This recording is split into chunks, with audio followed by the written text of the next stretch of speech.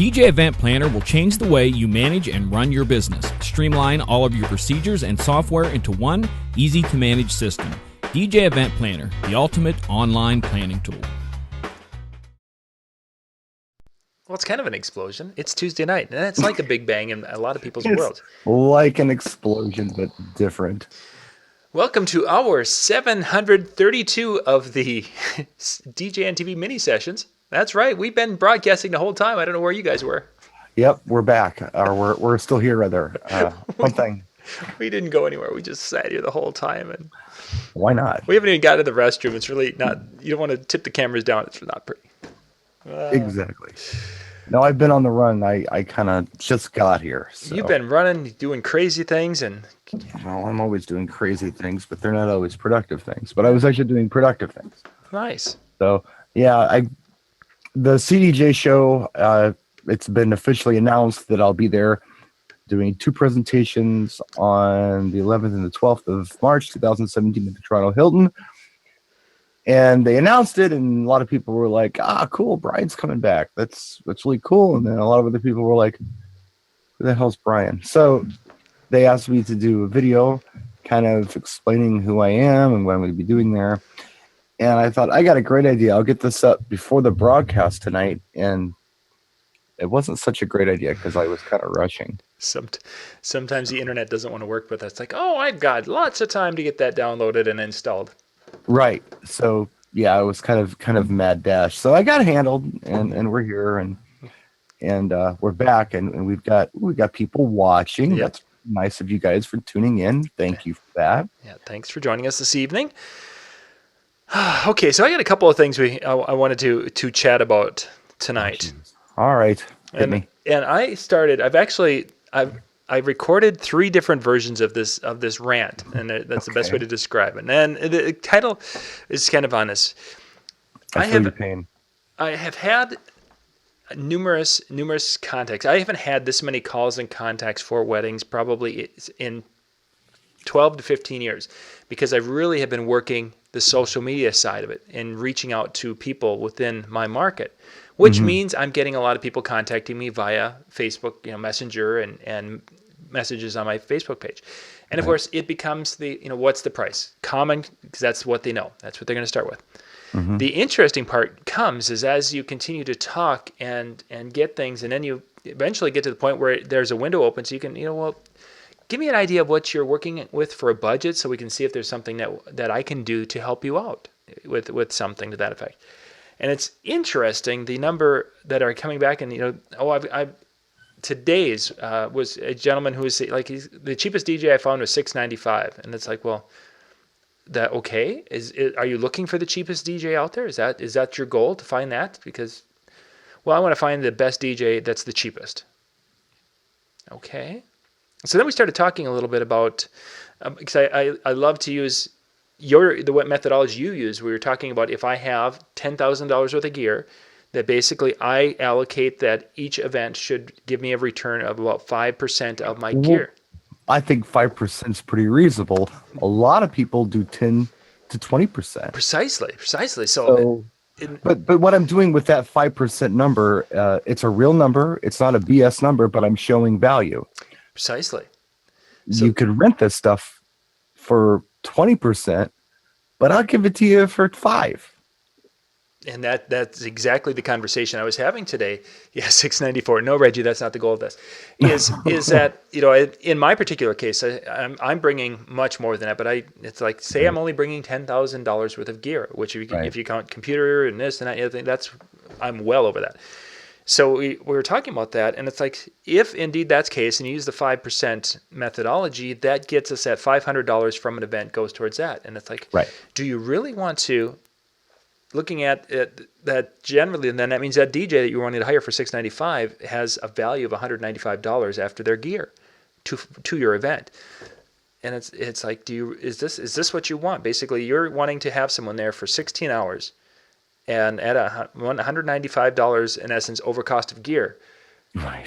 That's you're paying them less than most McDonald's pay in the area. Is that the type of DJ you want? Is someone who values their skill and their time at less than a McDonald's worker values their skill and time? Well, the problem is it's even less than that because you also have to figure in prep time and you also have to figure in all of your out of pocket expenses. Yeah. So that's gas, that's your vehicle, that's the phone, that's music you had to purchase for the gig. I mean, if you look at this from a business standpoint, like a real business standpoint, which I'll be quite honest, I'm an artist. I didn't always do that. I just wanted to work. Yeah. And it'll work out later. But now that I kind of understand it better, actually, Drax kind of kicked me in the butt with this. It's like, yeah, let's go ahead and put this together. But then it occurred to me, why not put it together in a language that people can understand too? It's honest. It's not a sales technique. It's very straightforward, but it's breaking it down for them in numbers they get. So, yeah, when you look at it from a business standpoint, I went on a little rant there. They're losing money. They're paying to work. Precisely, and that's the part that just chafes me, is that it's a prime summer day. Yeah, I'm subsidizing by doing your wedding for $695, or even in my particular case, I feel if I'm doing your wedding for less than $1,000, I'm subsidizing your day. Mm-hmm. Because my particular gear with the lights that I'm bringing and the different things that, well, we don't need all those lights, but if I have them there, you're going to think it's the greatest thing in the world. I'm somewhere closer to $20,000 without music library investment whatsoever. I think there has to be a point where, when I used to sell cars, they talked about qualifying each and every person who came in the door. Yeah. You got to qualify these people if they will not hear what you're saying. And if they have this mindset where I'm going to spend this much, regardless of what I know about it, I'm spending this much on it. There's nothing much you can do about it. I mean, you could try to flip them, but if you can't, they're not your client, move on. Precisely. And that's where you run into quite a few. Now, that doesn't mean that all my contacts on Facebook are that way. It's just some. It's just, it'll happen. That sure. mentality that we can, we're going to look for. And it's really, I think, because we have such an uneducated, inexperienced, let me call it that, an inexperienced consumer group that is purchasing entertainment. They have just no point of reference of what to do. They think, a DJ is a DJ, or they've seen a lot of crappy DJs, or they've seen DJs and they think that's what a DJ is. That all right. DJs are like that. And it must be worth that. Right. Yeah, because, I would, if I could make $600 on a Saturday night, I'd be doing great.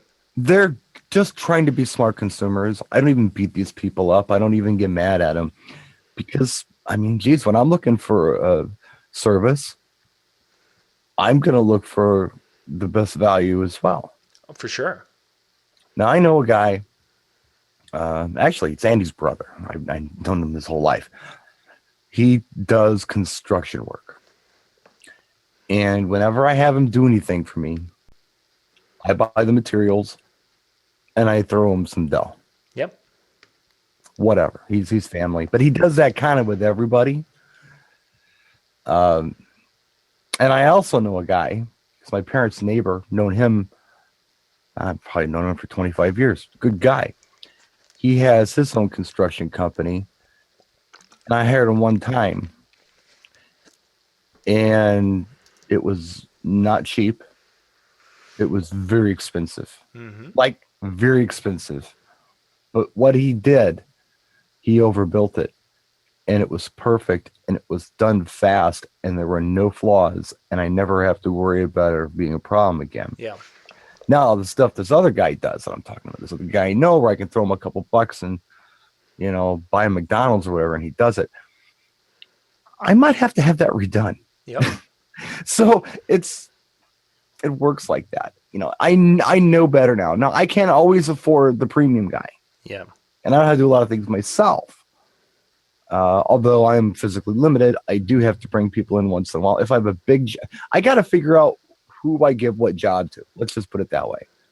If I need somebody to show up on a particular day, do the job, overbuild it, and I know I got to pay up for that. But if I know the guy is going to come sometime between now and April, and he might need gas money, you know, I'll call the other guy if it's not urgent. Mm-hmm. It's level of service. Very much so. If you don't know any better, you don't know any better.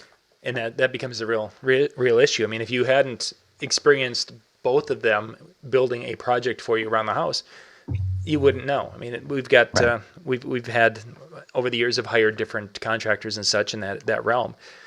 And in my particular case, when I've hired, some guys have done it. I knew that he was less expensive, and he did a really good job. And then one that was more expensive when they came in, some of their apprentice plumbers didn't do as good a job as the less expensive guy.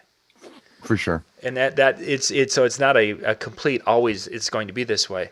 Now we're wise old men now, John. Precisely. I mean, and I hate to say that, but we are. We are men in our 40s. We've been around. We've seen stuff. We think about stuff. Not every client that calls us is going to be that person. In fact, most of our clients are who? Yeah, 20-year-olds who are Millennials. Yeah. Those are our clients, or their parents. If we get their parents, we got this. Yes. It's not a problem. They get it. If we get the kid, you know, it might be a bit of a struggle. Sometimes it is, sometimes it isn't. But yeah, it's just the game, dude. I mean, not everybody's going to be your client, but qualifying them, I think, is so important. And you, John, please don't get bummed out when not everybody on your, who you got as a lead, you land. Oh, of course, yeah. You never do that. It's just it gets you thinking that of how. In my particular case now, and Sammy, I'll get to your ears in just a second, so don't think I'm ignoring you here. My particular case, you get a prime summer date, and that's time that I would be taking away from my family. First off, I don't want to call it a strike, but that's a component in my pricing. Mm-hmm. If I'm going to be taking a weekend away, and I will book one wedding a month in the summer, and maybe two if the occasion arises. So that's obviously going to be a component. So I'm not going to be giving a prime date away. I'd rather stay at home than to go. With you. Then as we look, it's like, okay, if I'm going to go out and do something, I want to enjoy myself. And yes, I can enjoy myself playing on a 2-speaker sound system. But I like my sound quality. I like to go and I'm finding I like that big board. I could use a small board like this, and that's okay. But I'm liking that big board experience and playing with that. I like having some lights set up that are really cool, and I can control to do different things. I like having that big sound. So when someone comes up and says, "Hey, can you push it?" Oh yeah, I can push this. Well, it's kind of like, your tools of your trade are your tools of your trade. Yeah. It's a bit like if I hired a carpenter and I said, "Hey, I need you to build this for me," and they said, "Well, it's $4,000," and I'm like, "That's a lot of money. Why am I spending $4,000 for?" It's like, "Well, I got all these specialty tools that I use to build these things." And he's like, "I'm like, well, dude, I got a hammer you can use. You can just do all that crap at home. Can you do it cheaper now?" That doesn't work. No. But you and I know this. Our clients don't. So, it's the whole empathy kicks in. And the thing I just say over and over again, we oftentimes tend to lack empathy for our clients, for other DJs, for our guests. We got to put ourselves in their shoes and walk a mile. And what's really cool about doing that is, number one, you're a mile away from them. And number two, you got their shoes. So that's perfect. Now, sorry, read that recently. Somebody posted that on my Facebook wall. I thought that was pretty good. Yeah, that is good. My daughter liked it too. But you have to think about how they're thinking, and then what you can do with that information is try to spin it into a way that they may understand. And that's why I do what I do. Granted, my pricing isn't your pricing, but it doesn't matter. You throw a number at them and like, woo, wow, why? Well, I'll be happy to explain it. Let me break it down for you. And that's the thing, and I've had this conversation with other DJs, is I'm sure in my market there are DJs who are saying, "Oh, I can't get $600 for a wedding." Mm-hmm. That there's so many DJs undercutting me. I cannot get. I was actually somewhat surprised when he said $695 was the cheapest that he could find. That doesn't sound horrible. Yeah, I thought there would be some out there, because I know there's the VFW guys, and I say that, and I'm not saying it in a negative way, but they're the guys who really enjoy going and playing in the VFW, and they don't want to do anything else. There's two gentlemen, and one of them's a good friend. His idea with the DJ is he's got some is it Ramsa speakers. He had those back from the Music in Motion days when they had them. So he's got two 10-inch, 12-inch Ramsas. He's got this Ramsa sub. It's a tiny little thing. Right. And he's got some big old light trees. And he goes and he likes to play classic rock music. That's his show. And he'll do that at different VFs and parties. And it takes him 10 minutes to set up or something like that. And he's a happy man. He would be one of those guys that if you were going to talk weddings and such, he'd be, wow, $695 is huge money for him. But I don't think he does weddings. I think a lot of people, when they do pricing, and I hate talking pricing, I really do, but we got to do it. Yeah. A lot of DJs, and I don't blame them. I've done this before too. How much can I get from people? Because that's what I'm going to charge. I don't know. I think you need to break it down more than that. Precisely. There's some logic behind your pricing. Once you put all that together, the first thing you can do as a DJ is figure out what you've got into this. What is this costing you to be there? Yep. Okay, I have to at least get this much to break even. And that's with everything, you put everything together. Your office expenses, your music expenses, your DJ liability insurance, your gas, everything. I have to have this. Now, what I might do if I were to run into situations where a lot of people were bulking on my price, I might think about, okay, how much time am I putting into every gig? Really? Now, let's talk about everything from the initial call all the way until the end of the night, breaking it down, driving home. That's all time involved. That's all your time that you've spent on this. Oh, for sure. Of course, that's also putting your music together. That's putting their timelines together, all that stuff. How much time do you have into this? Typically, I got around 40 hours into a wedding. A wedding, when you add it all together, it's around 40 hours. And that's sorting music and everything. It sounds like a lot, but it's really what it is. Yeah, that's reality. So what do I got to get to compensate myself for that 40 hours? What can I live with? And another thing to think about is, that gear rental, that's money. I mean, if you've already paid for your equipment, every time you take that equipment out, you make money on it. Yep. If you do 5%, up until your 20th gig with that system, you're paying it off. After that, anything above and beyond that is money in your pocket. I almost look at it as a secondary business I have. Mm-hmm. Like the gear is not, I'm one thing, the gear is another thing. But the gear makes me money after it's paid off. So, if you've got $500, you're essentially renting equipment for the night. If it's $10,000, it's $500 profit on your rental. If you can cover your nut for your expenses and make a couple bucks extra, I mean, maybe you can justify it. I don't know. Maybe you can't, but maybe you can. Yeah, it's tough to say. And one thought is that after that 20th gig, I mean, as any business, you're going to be having to replace gear eventually. There's going to be repairs, different things. So even the $500, it's like, oh yeah, gig 21, I'm making lots of money. No, that's when you probably need to be taking a percentage of that. And some of it will become your profit margin, yay, rah, rah. But some of it's going to become your upgrade savings account you're going to have, or your repair savings account. Well, think about the person who gigs twice a week, Fridays and Saturdays, right? So they really only have to have like 3 months invested in this before everything's paid off. Yeah. I mean, it's got to be pretty crappy gear to have to swap it out after 3 months. Mm-hmm. It really does. I mean, I understand things happen and you have to save for that. But again, it's going to start paying for itself again. So, for sure. I don't know. It's all just kind of perspective and how you want to do it. And there's no right or wrong here. It's just whatever you're comfortable with. Sammy had mentioned, is it possible to generate or publish the average cost for DJs as a reference for potential brides.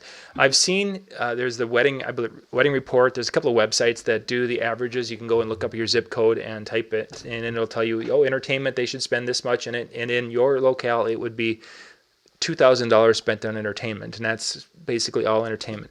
Those are out there. I don't think there's anybody out there that, especially the millennials, I don't think they're going to be looking at averages, because they take everything like that, look at it as propaganda that's going to try to get into their pocket.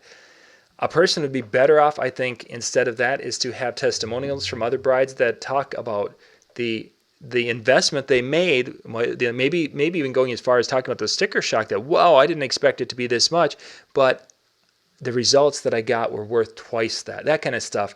Those testimonials with millennials are huge. I mean, that's my kids.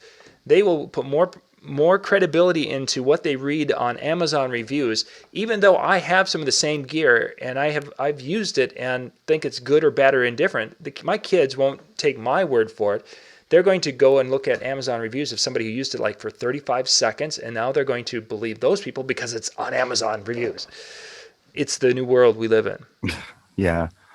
Well, I don't know. For me, I mean, I'm uncomfortable talking price, not because money makes me uncomfortable. I like money. I'm not hot for money. I'm hot for DJing, but I need money to support my family and my business. No, tell the truth. You need your money to support your crate dig habit. Well, yeah, but don't pay $1 a piece for most of those. Yeah. I'm cheap with my crate digs most of the time. Sometimes I pay up. Danelle had a question here.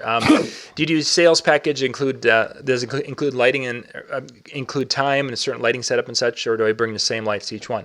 I have got a variety. I've got smaller sound systems. I can go all the way up to huge sound systems. I like to match my sound and lighting to the venue, and I play at many venues, so I know what to expect.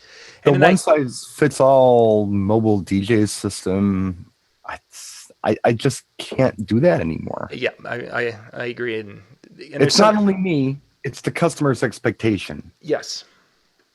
And then there's some venues you can do such cool lighting things. If you've watched some of Brian's, when he's taking some lights and he's doing something unusual, there are venues in which, I mean, one that he did where he put the beaming light on the floor and it was shooting the beams across the dance floor on the floor. I've got a venue that effect, it looks incredible. And then I have other venues that it wouldn't work at all. So if you're in a glass room, what else are you going to do? Yeah, you got to do something. So there's so many cool things you do. So I try to have a variety of different things, and that's when I'm talking to when we get a chance to actually sit down and look at some pictures and talk about the different aspects of what we can do in that room. That's gold when we can do that. But sometimes we never get to that point. So just scrolling down through the chat. I guess what I was getting at with my last comment. Sorry. No, that's all right. I interrupt you all the time. It's your turn, man. Just, I'll let you do it. I'll just come back. If it's important enough, I'll come back and talk. I don't want to spend a lot of time talking about money with my clients. Mm-hmm. I want to they ask questions, I'll answer. How much? Well, it's between this and this, depending on the scope of work. We got to talk to figure it out. Oh, okay. Well, why so much? Well, I'll be happy to break it down for you. It starts here. And then here are my other expenses out of pocket. Here are my annual costs. And then I have to pay myself. Oh, okay. Either this is too much for them or they're down. And at that point, we can move on. I don't like to focus on price. I want to focus on service. I don't know how much something's going to cost somebody until I know what they want. I mean, it's ridiculous for me to say, $2,000 or whatever the number is. And it's stupid. This is the bracket you're looking at between here and here. What you say and do from here on out and what you ask for, puts you somewhere in there or above or below or whatever. It depends on what they want. I don't want to focus on it. I don't want to post anything on a website. I don't want to talk about it. I don't want to try to do the whole I'm worth more than a veggie plate thing. I forget it. Facts. And if it's more than you can handle, that's okay. We're still friends. Let me send you a direction that might work better for you. Mm-hmm. Done. I don't focus on it. And I guess that's why I don't like to talk about it a lot in videos. Yeah. Because it's like the last thing. It doesn't turn me on. And it's there's so many other things we could be talking about that are more productive than that. Oh, for sure. And yet it's something, as you say, we've got to talk about it because there's so many, it's a common thing that everybody struggles with. Mm-hmm. And like Robin here mentions that they may be looking for a $700 DJ, but more than likely when they start asking and talking to the DJ and, hey, can you do this? Can you do this? Do this? They're going to probably be I know one particular wedding that's going to be going on this summer is they saw my show. They've been to 3 family weddings that they saw my show, and they asked if I could do it, and they said, this is what we have for money to do it, and can you do your show for that? And it's like, I'm sorry, I can't. Yeah. So they found another DJ, and I know the DJ they found is a good person, but doesn't do what I do. So I don't. It's going to be probably just exactly like Robin. They're going to make his life miserable by saying, "Hey, can you do this?" And John did this. Can you do this? I had a client like that this summer. I met with them. They were it was a referral from Big Ron, actually. Uh-huh. And I met with them, and we talked. It was the mom and the bride. They were from out of state. And it went real well. We liked each other real well. They asked about the price. I gave them the bracket.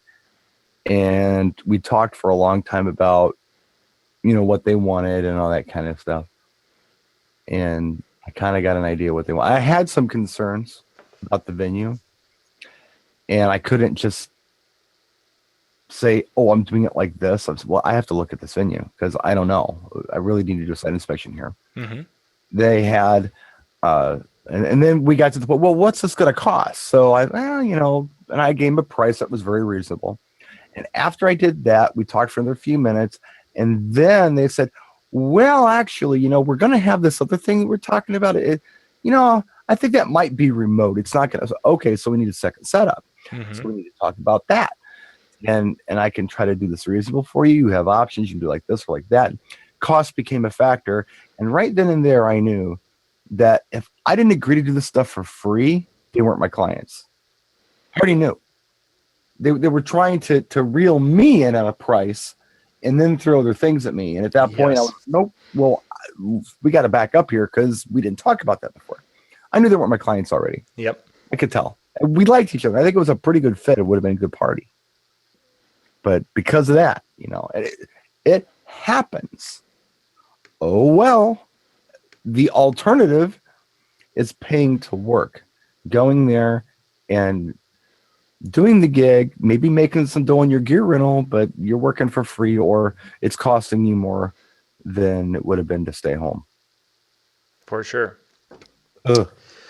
Sammy had a question about Thumbtack, what the thoughts were on Thumbtack. I'm not a fan of, Thumbtack is fine for some people maybe. I'm not a fan of going there or even Craigslist and such, because you can go to Facebook, and in Facebook you can go and create your business page. You can put pictures, you can share posts, you can create a persona there of what you want. And it could be a fun DJ, it could be an elegant DJ, it could be whatever.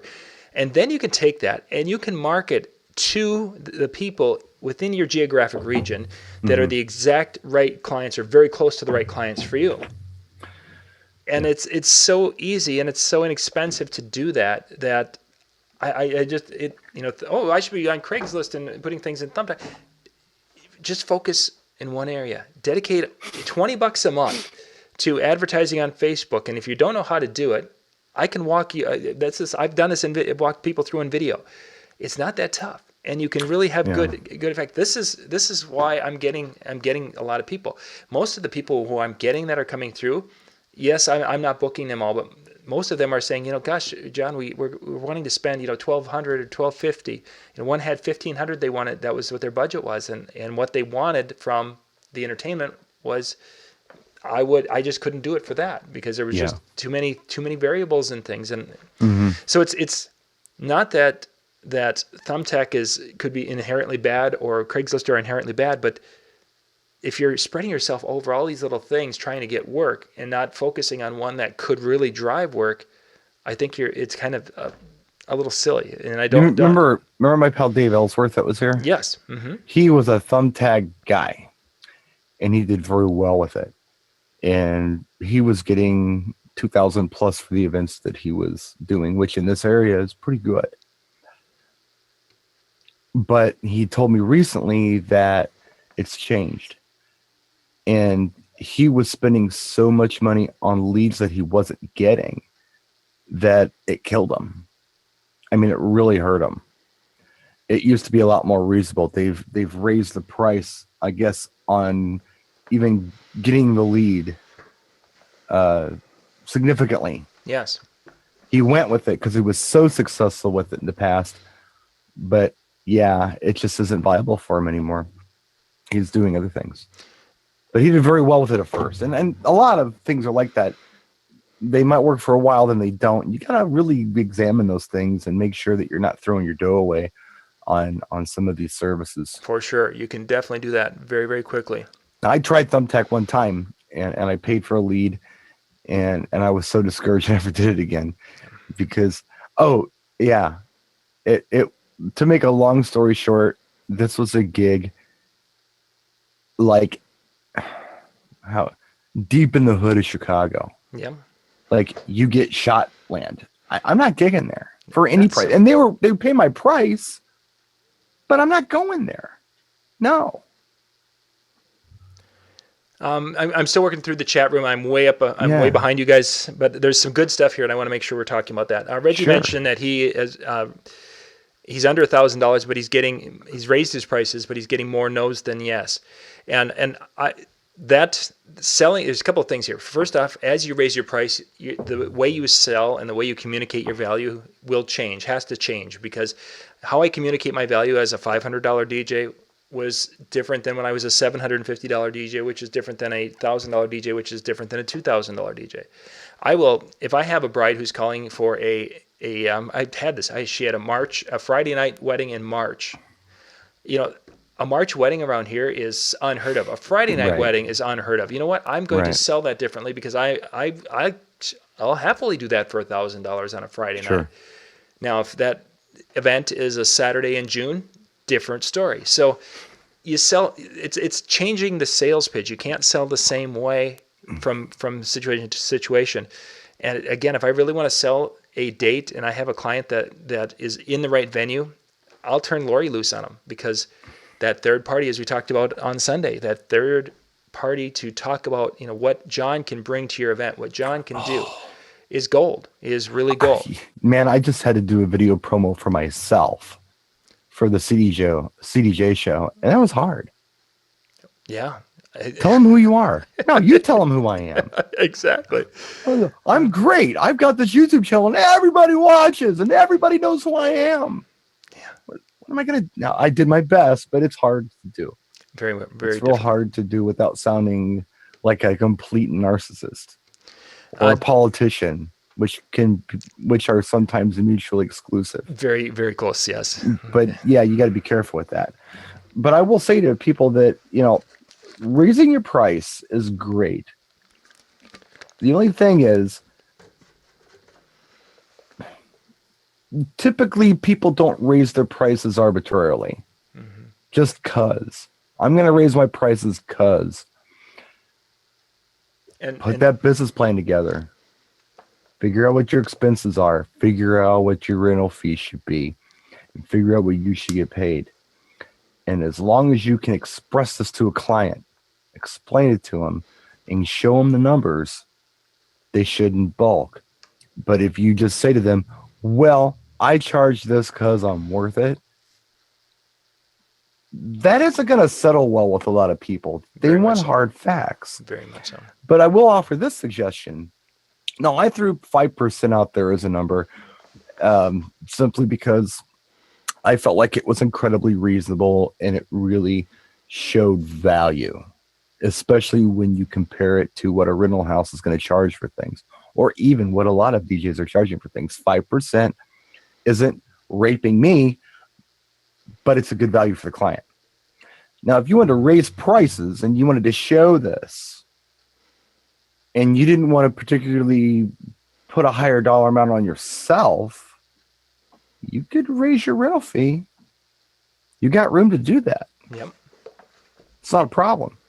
And the other thing is, when you're coming up with this rental fee, and I've talked about this on videos and on the show before, you need to look at the retail price of your equipment, not what you bought it for, not what your friend sold it to you for, not the deal you got from Ben at NLFX Pro. You need to look at the retail price of this, and you base your rental fee off of that retail price. I'm telling you this stuff because some of this stuff could help you justify a price hike when you can add these numbers to, because if the client tells you that you're not worth anything, there's nothing you can do with that. You're going to prove your worth by the end of the gig. But if your investment that you have out of pocket costs this much, they can't argue with that. Yep. It has nothing to do with your value. It has to do with the value of things that you bring to the table. And in many cases, things that they need for their event to be successful, i.e. a good quality sound system, lighting because they want it for whatever. Did what I say just make sense? Yeah, it does. It did. Because sometimes I don't know. I got brain damage. It did. Continuing here, David mentioned not Thumbtack, but Gigmasters. One thing I would recommend if you are wondering where to invest is people are still using this weird thing called Google. Maybe it's new. Yeah. Go to your area and type in, wedding DJ in the town that you want to perform in, because that's what they're doing. They're looking for wedding DJ. In my case, Alexandria, Minnesota. See what's popping up. And was it this search engine as far as this listing company, and you'll find out that some in your area probably do much better than they do in my area, and vice versa. There have been times where I've done that and I've shown up in the top 5, and it's like, what, if I'm showing up that good, I'm not going to pay a listing service. Then you get to a streak where all of a sudden, whoa, they're showing up. And then I check it a couple of weeks. Oh, they're still there. 2 months later, they're still there. Oh, I'm getting into wedding season. They're still showing up in the top, right on top. Yeah. I'm going to go and buy into that. And I have used that this year, and it has worked out very well. So go and do a little research of how a bride or a groom would research and look for a DJ. And that'll help you know if you should be investing in that type of thing. Yeah. Just looking through. Going and looking at the venue before finalizing price is a fabulous idea, especially if you can go and walk the space with the potential couple. Site inspection. Site inspections. If you can do a face-to-face site inspection walkthrough with them, I don't think I have lost when I've gotten them in that situation, because then we can get there and they can dream with you. And once you can dream. Once you can get them to the dreaming and talking about, how she will come into the room and how she will appear the very first time, and how the lights will hit her, and everything will come together. It changes things, because now you're selling on emotion, you're selling on excitement, instead of talking money, which is, nobody's excited about talking money unless, of course, you're the one making the sale. But nobody's excited about spending money. Jay's in here. Jay's saying you need a pioneer guy to come in and shake things up on the show. I agree, Jay. And Jay, I miss you. Every time I talk to Jay lately, it's like so formal and quick, and we just say we have to say it's done. I need to hang with Jay and just be bros again. But we're both busy, and I understand why that's not happening. I was 26 years old when I bought my first house, and I went through this process where I looked for a home that was in my price range in the area I wanted to live in the school district I wanted to be in. Probably went on for about 6 months. And I hit this point where I was told that I was going to be laid off from my job. The company that I was working for lost their big contract, and I was going to be out of work in a month. And that kind of freaked me out. I knew I could get another job, but that was going to screw up my loan. So I thought, if I'm going to buy a house, I got 4 years in this company. I have to get it now. So I went to the realtor and I said, look, I got to tell you something in confidence. Time is of the essence. I don't want to go into great detail, but I need to do this right now. And if I don't do it right now, there could be a problem. I'm going into way too much detail here. But anyway, so the realtor told me, this is what we're going to do. By default, a realtor works for the seller of the property. That's what they do. That's their job. So when you go into a house and you see something and say, I don't know about that. It's the realtor's job to have the seller's interest in mind and say, oh, well, that's not a big deal. Don't worry about that. Whereas if you sign a broker's agreement with the realtor, they work for you. Yep. And if you see something you don't like, say, what do you think? You know what? This house isn't for you. I don't think you should buy this house. Done, done, done, done, done. What should I ask for in this house? Honest answers, those kind of things. I'm going to flip this into the site inspection. It's kind of like that. If you don't do the site inspection, you're kind of working for the venue with the venue's interest, where they want the buffet table, where they want the dance floor, where they want the people to be. What's going to make their life the easiest to serve these people and get out of there at 8 o'clock and not pay the staff any more than they have to and all that kind of crap. If you do a site inspection, you've almost signed like a broker's agreement where now you have the client's interest. And you're going to look at the situation and you're going to say, you know what? I don't like where the venue has a buffet table. It needs to be moved. And I don't like where the DJ is. And here's why I don't like it. I hate where your head table is. Let me show you a floor plan that I think would work better for you. The venue might not like it, but it's going to be better for the client if you know what you're talking about. So I don't know. I took a thought and I took way too much time to express it, and I apologize.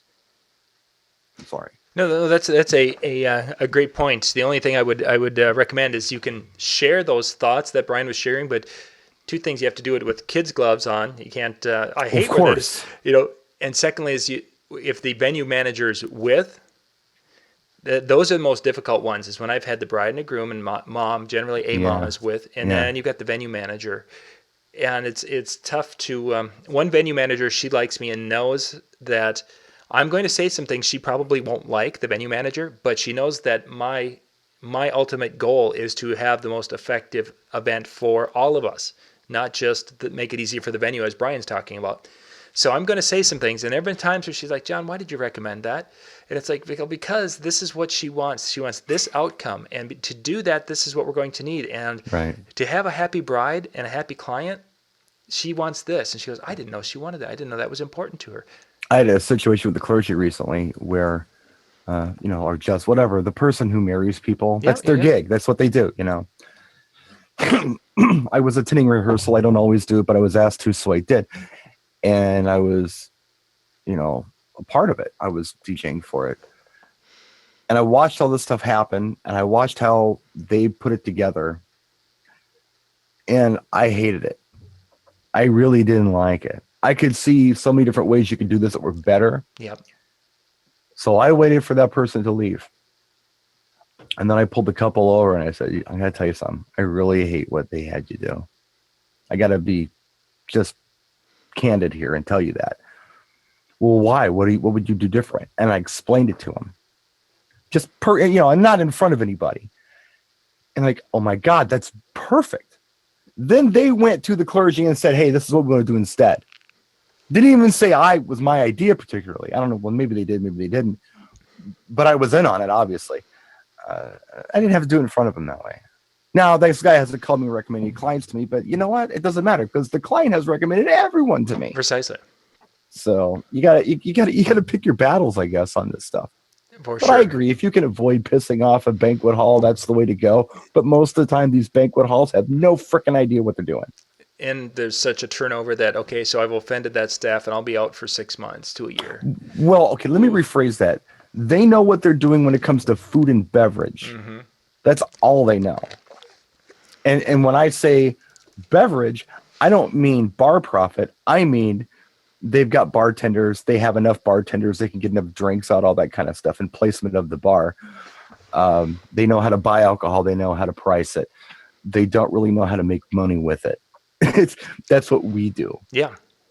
Really, that is what we do. So I know entertainment floor planning because I've been doing this since I was 13 years old. I know what works and what doesn't work because I've seen good stuff and bad stuff. And a lot of these people in these banquet halls, they've had real limited exposure to anything else except what they do. So I don't know. That's where you can kind of be the hero.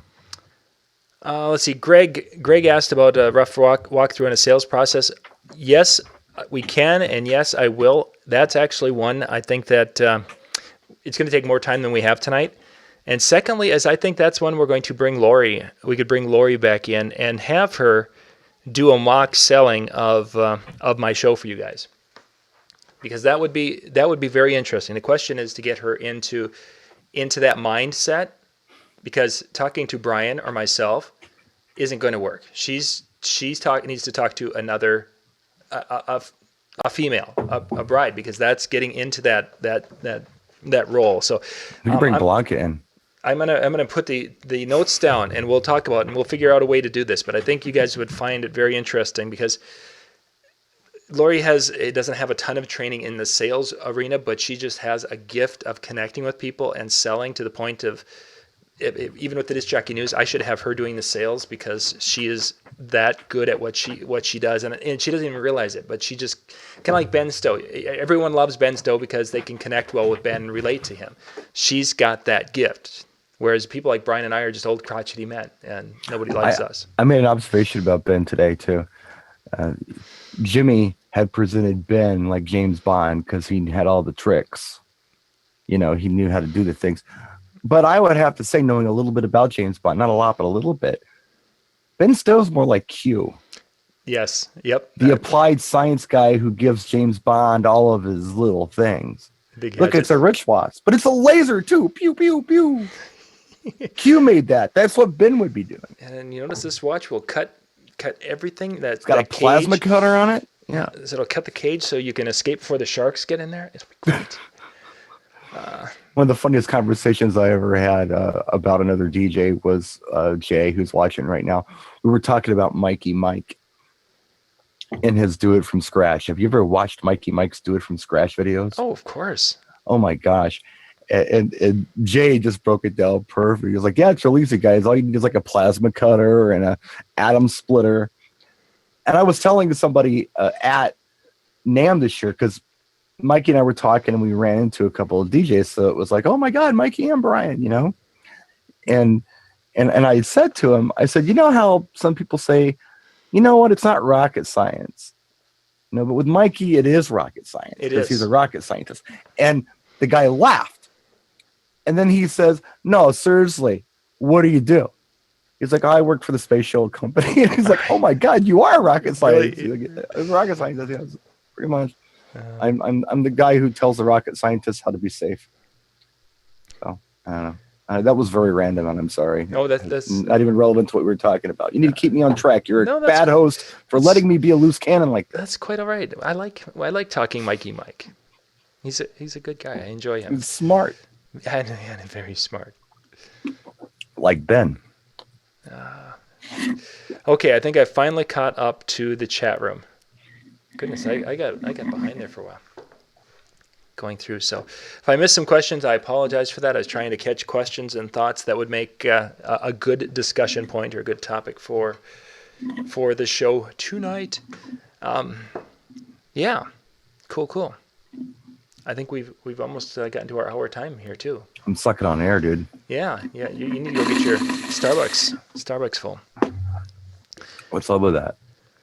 So what's coming up for you, real cool and exciting, John? What do you got planned? What's the next thing for you? The next thing. Well, we just finished obviously the mini sessions on Sunday. Mm-hmm. That was obviously a big thing. There's some great content there. You guys can go check it out. It's going to be in 1 hour blocks. We're going to start uploading that into the Insider area in individual videos tomorrow. I think I'm going to get started on that. The newspaper is ready for those. You guys will get to see that tomorrow morning. First thing, it will be up and ready to go, so you'll be able to check out all the articles with that. Upcoming, we're going to be changing pace a little bit because we did our mobile beat. Now we're going to be talking about more photo booth of opportunities starting on our Monday night shows a little bit. We've got some of the companies that are making products for the photo booths, some DIY type products for that arena. So we're going to be talking about that because we've got Mobile Beat in mid-March, and then the week after we've got Photo Booth Expo. So we want to make sure that we're kind of talking about the different aspects and such of things that DJs are looking at and are interested in maybe adding to their service. Because 2 years ago you added a photo booth to yours? Oh no, that was Oh, was it longer than that? 5 years ago, man. Holy cats, it's been a while. Yeah, I bought it for Stevie's 14th birthday, and she's 19 now. Oh my goodness gracious, I didn't think it was that long ago. Yeah. In fact, we have to rebuild it. I remember that was there when you were talking to Jim about buying it. Right, yeah. I'd won some money, and I bought it. for the kid. Yeah. But yeah, that was 5 years ago. Holy cats. I know. And in fact, I just bought a new camera for the booth, and I'm going to be putting a new touchscreen on it soon because they both went out. I mean, it happens over time. It's time to refurbish the booth now. It's been a good booth.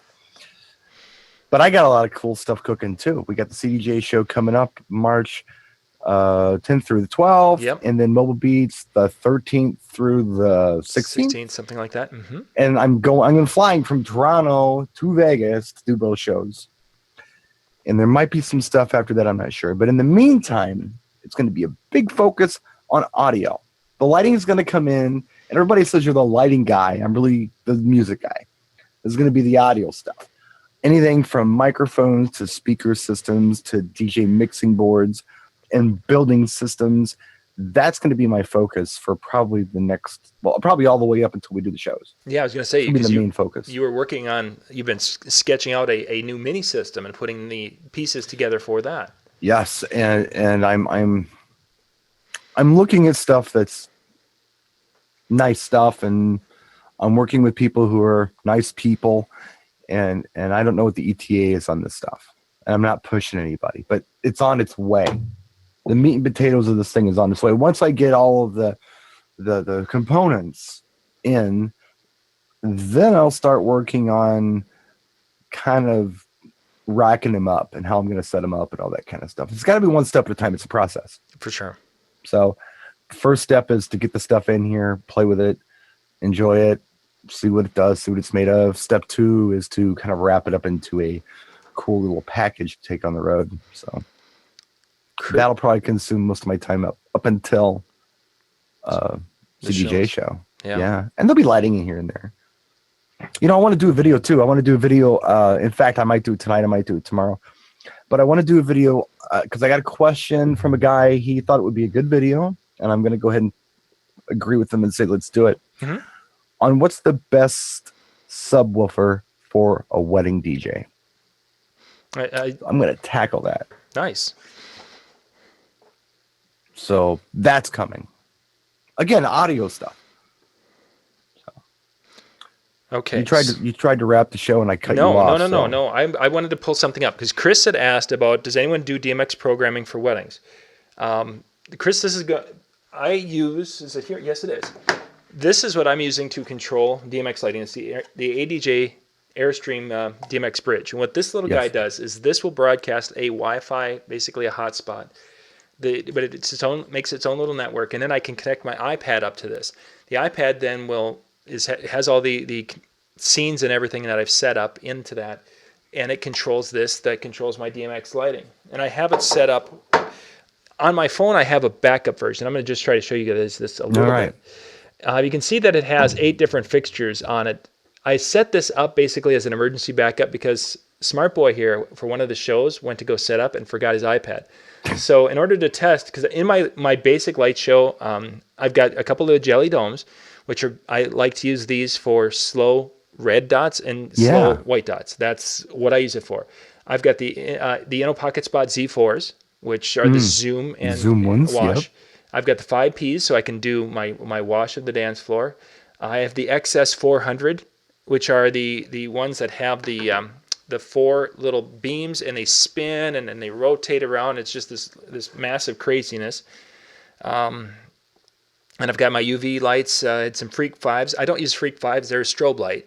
Right. Love the light, but I don't use them as a strobe. I use them as a wash light for my dances and such. Good idea. Like an aircraft landing light kind of thing. Precisely. So I use them for that. And then I also... I have a couple of lights every once in a while that are dumb lights, so I have a dimmer, a DP 415 into that. So that's what I can set those into this program and put them in and assign the number of channels each one needs, and then the next one starts up with the next set of channels, what have you. How proficient are you with that? I can get this set up, and I can put lights, and I can get the lights into a program. So I'm looking for, I can, this macro, on this light, I go on this macro, I want it so it's going to do color changing, I want the dimmer here, and then I can set it as a scene, which on my little phone, I don't have any scenes. On my iPad, I've got a full page of scenes. So I can go here, and I can, in one particular, I had set my Z4s that they would go and they were doing following the bride and groom as they walked into the room, because I was all by myself for this event. So I had the doorway, and I made it a 4 scene. So I had all 4 scenes like across the bottom or one of the rows. And so I had doorway, and then about 15 feet in, 30 feet in, 60 feet in as they walked across. So the lights went, and then depending upon how fast, because I was thinking, I could just program it to slowly scan. And it's like, well, what happens if the lights go way ahead of them or are way too slow? So that was my way around it. Was a as they went across the room. And then once they got across the room, then he broke off and walks across the room. But then I wanted the lights out because they were going to separate. And then they wanted to do Thinking Out Loud was their first dance. And they wanted to have it where they both walked together and the lights came together and did this whole thing. So then the next row was different configurations of lights to make that effect as they were coming together. It was all buttons, all scene buttons. So it's like, okay, now we're here, click. Okay, now we're there, click. Worked wonderfully, and it took me. I've used it, but I could use a training session on it.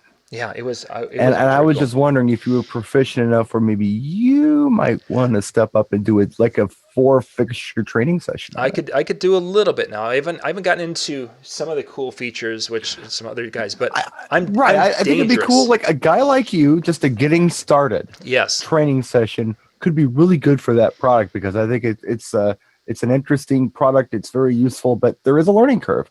There certainly is, and I'm getting to the point now where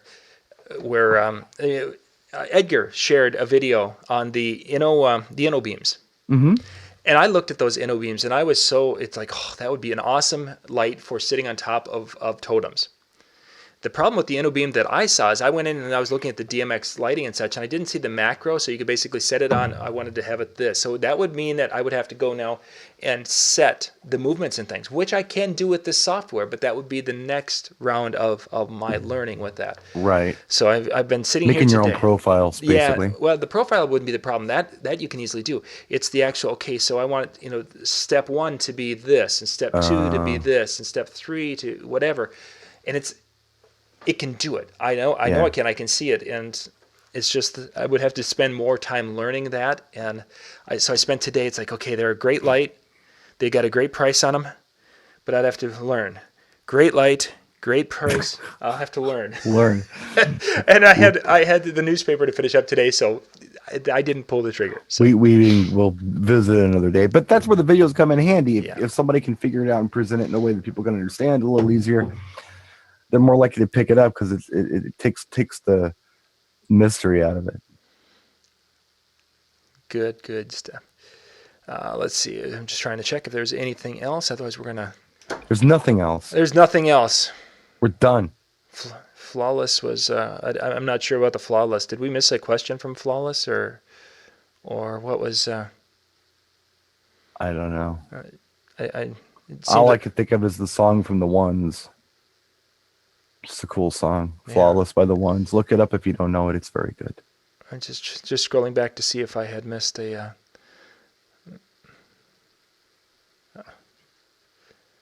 Okay. It was I see. It was a wondering how everybody knew each other, and Flawless. The crew that's in tonight. Many are regulars that are with us each and every week, which we appreciate so much, because they've become part of our family. And they're with us on Tuesday nights, Monday nights, what have you, and such. So it's when we were missing somebody, it's like, so where's Fly Robin tonight? Yeah. Is Robin okay? Yeah. Gosh, did anybody check her Facebook page today? Has she been on? Is she all right? Did Howie go out and break his jaw again? These are the questions that we ask when we don't see folks. So, that's what that was all If I don't post a video for a couple of days, people think that I'm like in the hospital or something. Well, yeah. Dude, you okay? Yeah, I'm fine. Just chilling. Writing articles. Yeah, well, there's lots of things. So, well, Brian, let's wrap it up. Thank you guys. You guys were great tonight. Thank you for the questions and the. You were great tonight, John. You were marvelous tonight. Yeah, it was a good night and such. So, we'll be back tomorrow evening. We're going to be doing the look at the Denon 7000. Go to my Facebook page, which is facebook.com/JohnYoungMN, and you will be able to find out the link. I'll put that up probably tomorrow morning. I'm not going to be getting to my computer until probably after 10 o'clock. Yeah. So, once again, thank you, everyone, and we'll catch you tomorrow night. Good night.